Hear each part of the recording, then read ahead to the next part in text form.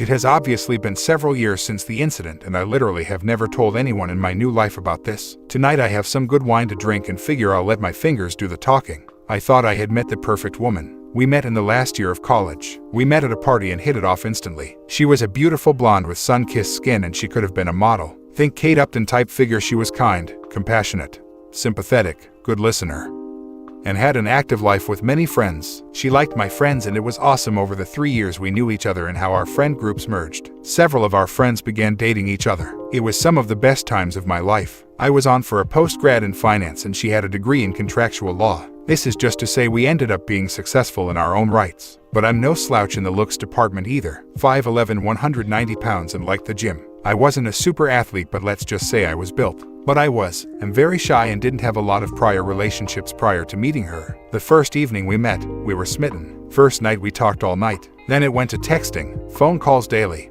then dates weekly. Then after a year, when I started working my new job, she moved in. I loved her family and her family loved me. Mostly her mother, as her father was standoffish, as he was to everyone. It was a whirlwind romance. Then it happened. One evening after we both get home to our apartment, she is a little distant. I think I noticed it right away, as we were always very affectionate towards each other. This would only happen about once a week for the first month after proposal, then it was more frequent. I would have been none the wiser, except that I used to listen to a lot of Reddit on YouTube. So, I waited and observed. These bouts of ignoring me would only last a couple of hours, then she would be right back to normal. But after 6 months wedding in a year, she was like this almost every night. Sex was still great. Relationship with her parents still great. But over Thanksgiving at her parents' home in Louisville, Kentucky, we lived just north of DC, she was standoffish towards me in front of her mother. Now her mother was a very observant woman. She pulled her daughter aside to talk to her, and I could hear them arguing. After some heated but muffled words, they returned to the rest of the family and carried on like nothing was going on. I figured I could ask her about it later and did. She was not willing to talk about it and asked me to wait till we were home to discuss it. I agreed, as I loved her deeply and thought we could work through anything. Her mother was an older version of her. Same stunning looks, just a few grays in her long, thick blonde hair. This is important later. Back home I asked her about it, and she was unwilling to discuss it. When pressed on it for a week, she finally confessed that a guy at her work was trying to get to know her better. She wanted to be forthcoming, so she showed me her phone, and as I looked through it, I noticed that all the texts that would have happened during the time she was withdrawing from me were removed. There was nothing untoward in the texts, but I did go into her phone settings and turned on her locator on her phone, as we shared the same phone plan. And I honestly thought it would make me see that she was not doing anything wrong. Was I wrong? That second weekend after Thanksgiving, she had a company Christmas party. I had planned on going but came down with food poisoning and had to back out. She had a girlfriend pick her from our apartment, as they planned on drinking a lot and had a DD for the evening. We had planned on going out all night, so I told her to have a blast and I would see her in the morning. So, as I'm puking my guts out and barely able to get off the toilet for more than 30 minutes, I grabbed my phone and watched her location. First it was a restaurant, then the venue of the company party, then a bar. None of this alarmed me until I saw her phone stop in a downtown hotel. At this point I was miserable in more ways than 3. Projectile vomiting out my butt, mouth, and now soul. I finally fell asleep due to sheer exhaustion at 2 a.m. At 7 a.m. I awoke and saw she was still at the hotel. At noon she finally comes home, and I am on the mend. She loves me up, and I asked her about the previous night without mentioning anything about knowing her locations. She talks about the restaurant, party, the bar, but then says she went to her girlfriend's house to crash for the evening. First lie. For the next 3 months she has to start working later and later, 3 to 4 days a week. As I start asking her about it, she becomes more and more defensive. I talked to her mom one evening when Fiancé didn't come home until late. I asked her mom about the Thanksgiving conversation, and she admitted to me that she thought her daughter might be stepping out of our relationship because of how she read her body language. She also said that her daughter was being more and more distant with her in their weekly texting conversations. With all this speculation that was going on in my mind, I kept it to myself. 2 weeks later at work, I ended up getting a new project at my company that was going to require me to fly to the Midwest Monday through Friday for the next 5 weeks, starting in 2 weeks. It came with an increase in salary, and as I broke the news to my fiancé, she was delighted for me. I didn't think though that she was excited for the same reasons I was. So, I went online and ordered 4 motion-activated spy cameras for my apartment. I put one in the living room, entry area, one in the kitchen, one in our bedroom, and one looking down our hallway. They were very small and connected to the internet via a hidden network, so they couldn't be spotted on the Wi-Fi network. I secured the cams with a password and waited. On my first week out, she had girlfriends over the first 2 nights and never worked late once. The third night a guy came over. I was enraged. I'm sitting there in my hotel room screaming at the monitor and calling her every name in the book. Then they went all the way, first on the couch, then in our bed. She bent for ways for him that I didn't know were possible. What was the worst was as I am watching them get it on, I call her to see how her day went. She hears her phone ringing and holds her hand up for him to stop giving her anal and answers the call. I ask why she is breathing heavy and said she was at the gym working out. As soon as the call is over, she goes right back to doing the dirty. When I got home Friday evening, I ignored her and went right to bed, and early said got up and went cycling. I was so upset that I didn't even realize that I biked over 50 miles from our apartment. The furthest I had biked before was 30 miles, but that day I went 105.6 miles. Getting back absolutely exhausted, I showered. Then she and I went out that evening and had fun with our friends and had a lot to drink. Is it breakup sex when the one you're going to break up with is oblivious? I was bursting inside. Heartbreak, anger, rage, feelings of betrayal all swirled around in my heart and mind. She, who used to be so attentive, was oblivious to all this. It hurt so much because I loved her so much. I finally confided in one of our mutual friends and he told me that they all knew about it for months. I was finally told. They all felt sorry for me, but no one again said a damn thing to me, which is why they stopped inviting us out with them. I hadn't noticed it before, but I could look back and see that about 3 months prior they gradually invited us. Me less and less. So, I figured I would try and win her back. The next weekend I planned the entire weekend as a complete weekend of spoiling her in every way. Wined and dined, pampering, massages, rubs, and talking to her about future plans and about how much I loved her. I knew I was starting to break through when after her 4th glass of wine she started to cry. And I could tell the guilt was coming up to the surface. I asked her what was wrong, but she would choke up every time she tried to speak. I then told her that if she did something in her past or was having some kind of conflict in her mind that she needed to speak to me about, that I was more than willing to talk with her about it, and if forgiveness was needed then I was more than willing to forgive and move on. The only words that came out of her mouth and her was how much she loved me. It actually hurt to hear that from her, as I now had 4 separate videos of her and the other guy in our apartment getting it on. Over the next 8 weeks of traveling to the Midwest, the trips lasted for what would be 10 weeks. I recorded over 41 hours of her having sex with what I found out was her coworker. She never worked late once while I was gone. I tried every weekend to be extra attentive, and each week she got more and more distant. After watching this for 8 weeks I was done, so I devised a 12-step getaway plan. Gather evidence, get her out of the way in order to execute my plan. I scheduled a 2-week exclusive getaway trip for us at an all-inclusive resort Barbados. She was ecstatic. Then a week before the trip I claimed I had to back out and told her to take a friend. I knew it was over when she showed no disappointment that I couldn't go. She scheduled coworker to go with her, terminate our apartment lease. It would expire 3 days into her trip and I was the sole signature on the lease. Find a job in another town. The company I had been assisting in the Midwest had offered me a job with a slight increase in salary. Find a new place to live. I got an apartment in the above said location. When she is gone, perform the following. 6. Take her to the airport, go back home and pack all her things same day. Saturday 7. Get a new phone number, phone, email, cancel all social media. Monday 8. Separate us completely in regard to finances. Withdrew all monies from our joint accounts and then closed them. I put all her money in an envelope and packed it in her things. Monday 9. Have the movers pack all my things up and ship it west. Monday 10. Take all her things to her mother's house 600 miles away. All my fiancé's belongings fit into the back and bed of my female 250 crew cab.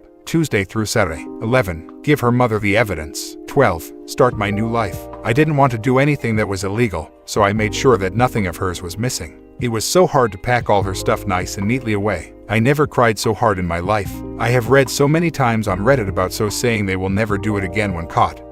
But they don't stop. My hope was that she would genuinely confess so we could forgive and move on. She never did. Twice she came really close, but her secret was too hard for her to reveal. Tuesday morning, I left our apartment north of DC for the last time. It took 10 hours to get to her mom's house. What happened when I got there I was not prepared for. I arrived at her mom's house around 8 in the evening. I figured she would be surprised to see me since I was coming down unannounced. Since they lived in a gated community, I had to buzz her house from the front gate, so she was waiting for me outside when I drove up. I could tell that she had been crying when I walked up to see her. I asked her what was wrong and she hugged me, bawling that she thought her husband was cheating on her with a much younger, skinnier, and prettier woman. Dumbfounded, I just held her for what was probably 10 minutes. She soaked my right shoulder with her tears and snot. When she finally composed herself, I asked if we could go in and talk. We went in and I asked where her husband was and she indicated that he said he was going fishing with his buddies at a remote cabin an hour away. Then she said, he hates fishing. She gave me all the indications that she had picked up on, and apparently it had been going on for about a year. So, doing a little bit of research, we found a credit card hold charge for a 5-star hotel that was only 20 minutes away. On call later confirmed her husband was in fact there for a 4-night stay cheating with his mistress. 2 peas in a pod. I said, "What?" She responded, 2 peas in a pod. I said again, "Your husband is cheating on you and your daughter is cheating on me. That's why I came here to drop her stuff off and move to 40. I showed her the evidence in a binder on screen captures I had made. After looking at the first 3 or 4 pages, she looked at me dumbfounded. We both hugged and cried for a good 30 minutes. At that point she said stop crying and looked at me and said, "Well, tonight there is nothing we can do about it except for you and I to knock out these 3 bottles of Moscato and fuck in every room of the house." She grabbed 2 wine glasses and a bottle of Moscato wine and walked out to their private pool deck saying, "Are you coming out here or are you going to get fucking revenge?" Now I won't go into much detail because I don't want to get blue balls. But that night and for the next 3 days we fucked non-stop. I put myself in every hole her beautiful body could offer. I must have been or on her 25 plus times in that period. After those days were over, we passionately said goodbye and I drove to my new destination. She kept me informed as to everything that happened when now ex-fiancé got back. The day fiancé got back was epic. I canceled my phone the morning of the day she got back. So when the plane landed and she called for a ride, it indicated the phone was disconnected. She apparently had her lover take her home. He dropped her off and left. When she came to the door, a strange couple new tenants answered the door and she freaked out. I can't tell you how many times she tried to call me because again the number was no longer valid. She went to her girlfriend's to stay for a time as coworker was already married. When she called her mom in a panic, her mom told her that I had come down and dropped off all her things and mentioned that all her monies were down there as well, 600 miles away. Her mom didn't tell her that she had fucked me more in 3 days than fiancé and I had in the last 6 months. But she did tell her that she knew that she was cheating on me. And I said I had found a new job, place to stay, and new career far away from her and all the friends we had, and that her mother was separating from her father due to infidelity. Apparently she cried for days and took a week off of work. But alas, she found comfort in the arms of her married lover. Her mom never let her know where I was at. I had completely cut off that part of my life. The only link I had to that old life was fiancé's mom, and she has kept our secret to this day. Fiancé was ghosted the mosted. Fiancé 23 female called off wedding 10 days before with me 26 male. Didn't break up but not sure how to proceed from here. As the title says, my fiancé and I had a rough patch right before the wedding and had a talk and she called off the wedding. She had some reservations about how I haven't been the most supportive and helpful around the house, and as the wedding got closer it weighed down on her more and more. Originally when she called off the wedding she said she didn't want to work on things and that we were done. The next day we talked about things and she was open to working things out and just postponing the wedding until she was more comfortable, which I agreed was the best option. We own a house and pets together as well as having all our bank accounts, and cell phone plan together, so if we did split up it would be a ton of things to take care of. Since the breakup last Wednesday night she went out with a friend over the weekend to bars and got pretty drunk Friday to Sunday. While she's out I don't bother her and I let her be with her friend and enjoy her time as I don't want to pressure her or stress her out more. Then Saturday night she was out with her friend and so was I. I got home around 11:30 and went to bed after texting her and saying I hope she was having fun.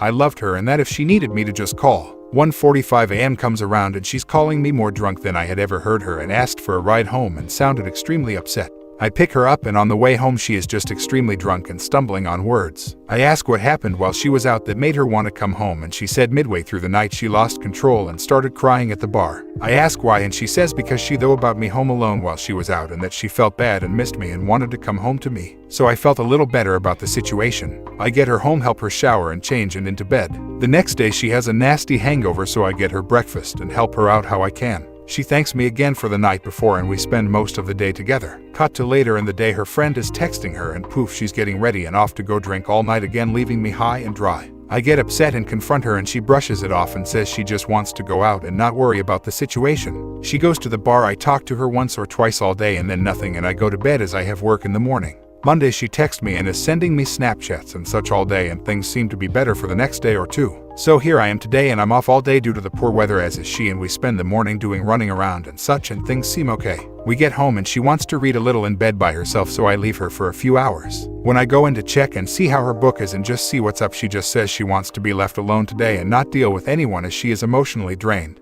I respect her wishes, make a bath up for her and let her be. The main problem I'm having with the situation is that she won't give me any answers or anything about where the situation is going, and anytime we bring up the conversation she just brushes it off and gets extremely flustered and stressed. She is like that with everyone she's close to since the breakup and won't talk about it to anyone. Not me, not her mother, not her maid of honor, no one, but all day she is on her phone texting her best friend and friends she goes out with non-stop. This is driving me insane and draining me, not being able to get a conversation out of her while she talks to her friends all day. I don't know what to do or how to proceed. I've been letting her be and doing what needs to be done to help her through this process, but don't want to press the subject and push her further away. But I need something. I'm just looking to get some advice and maybe some female directions on how to proceed and get things to work out and back on track. Update: I got home from work today and said hello and asked how her day was as normal. We got into a talk again about how she hasn't really told me where we stand or what we are right now. She got upset and said that as of now we are working on things and that she isn't sure we can work these things out and that it will take a lot for me to fix the mistakes I've made and the letdowns I've put on her for a year now. In her words, things got a little out of hand and I got upset, as did she, and we both were beyond stressed. She suggested a 2-month trial or last chance kind of situation and we can take it day by day. I agreed, as long as she can give it a positive shot and really be into it and give me time with her, a real positive attitude, and stay faithful to me. She said she's not going to be happy and cheerful nonstop, but she can try and work on it as a last effort to save the relationship. We talked a little more and things got a little out of hand and we agreed that one of us should spend the night somewhere else as to not make things more tense, so I left for the night to stay with my parents and let things decompress until tomorrow, when we can be more calm and have another hopefully helpful conversation.